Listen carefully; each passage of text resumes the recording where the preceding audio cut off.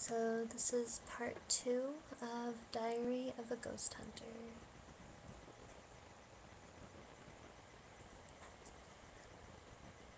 Boy in the bedroom. Age 5, 1988.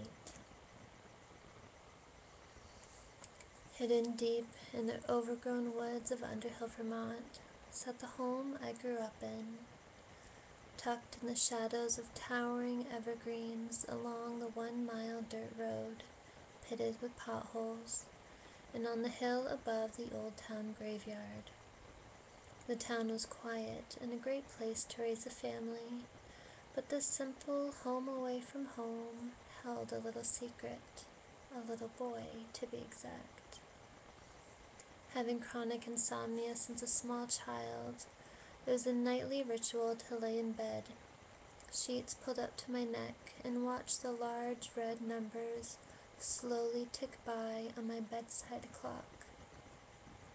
3:12 a.m., 3:13 a.m., 3:14 a.m.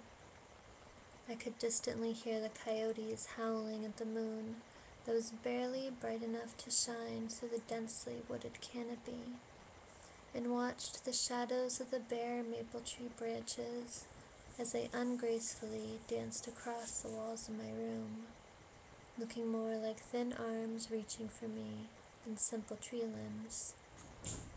But this is what I was used to, and the eeriness didn't bother me. But this special night was different. Maybe it was my insomnia getting to me, or my overactive child imagination. I was soon to find out. My eyes wandered to the foot of the bed, not with my physical eyes, but my inner eye, or maybe just my mind.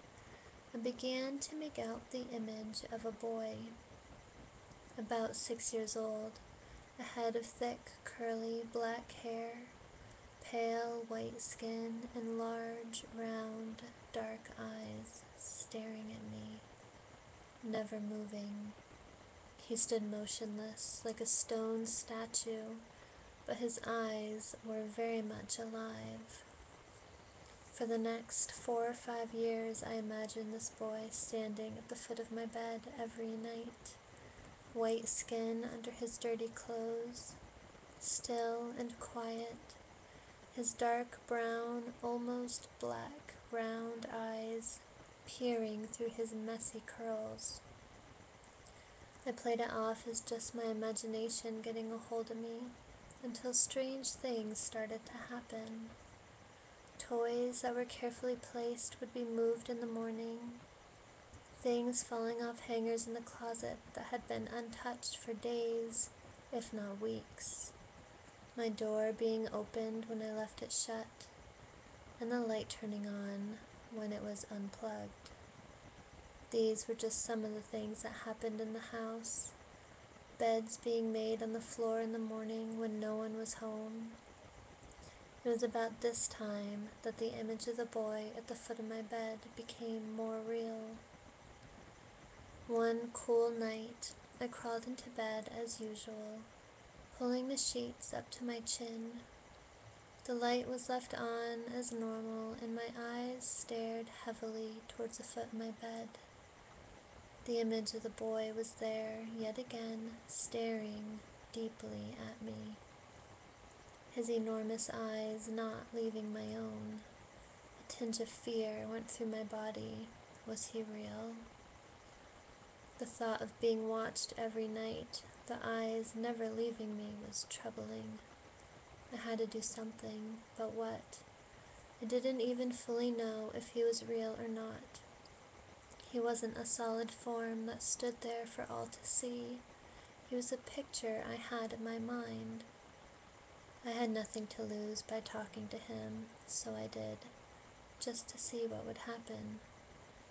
Conjuring up the courage, I sat up a little further in bed, my hands wrapped tight around the seam of my sheets. "I don't mind if you stay here," I said quietly as my voice cracked. "But can you please not stand at the end of my bed and stare at me? You're scaring me." Feeling feeling somewhat silly for talking when no one was in the room.